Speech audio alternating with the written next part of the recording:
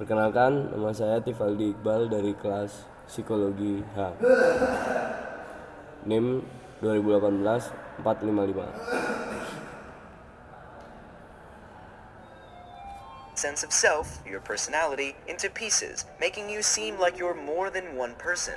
This is called dissociative identity disorder. It used to be called multiple personality disorder, but not anymore. 2 out of every 100 people experience a feeling of having more than one personality, at least once in their lives. Usually, it's not serious. Very few people show up into a psychologist's office because multiple personalities, called alters, are causing problems. To get this disorder, you'd have to have 2 or more identities that can take control of your behavior, and they have to have different memories and feelings of self. There are only a few people who have actually been documented with this psychological condition, but you've probably heard of it thanks to movies and television. In the movies, characters' multiple personalities can talk to each other, but in real life, only the single personality can talk. Think of DID as multiple people trying to share one single phone. Only one.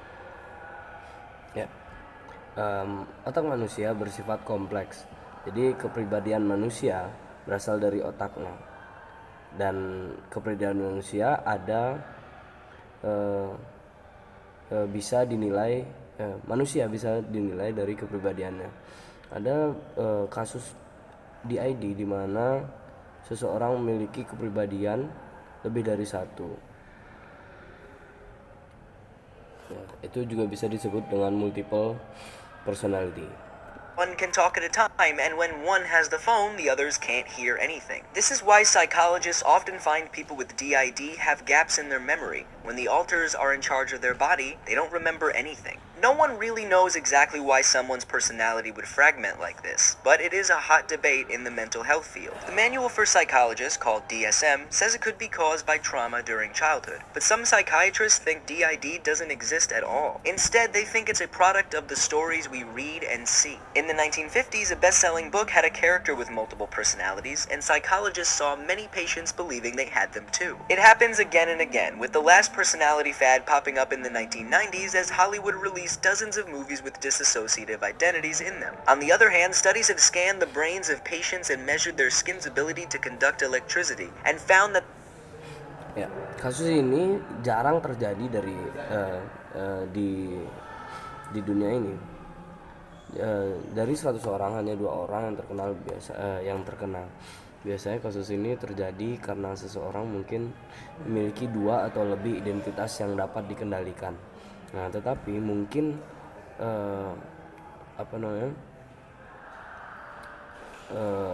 karakter itu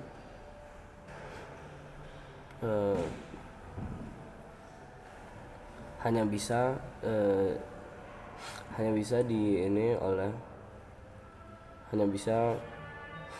dimengerti oleh orang yang memiliki DID tersebut.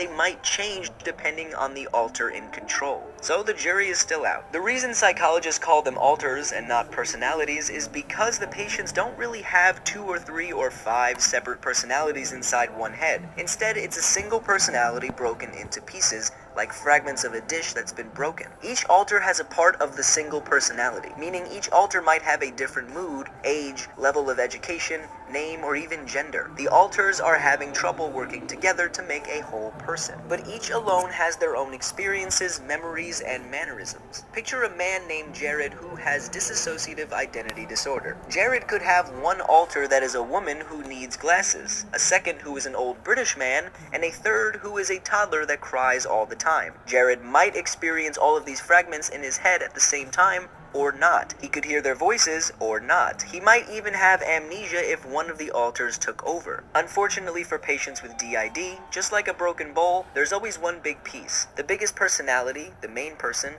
would probably feel very depressed and sad, would have memory loss from when the fragments took over.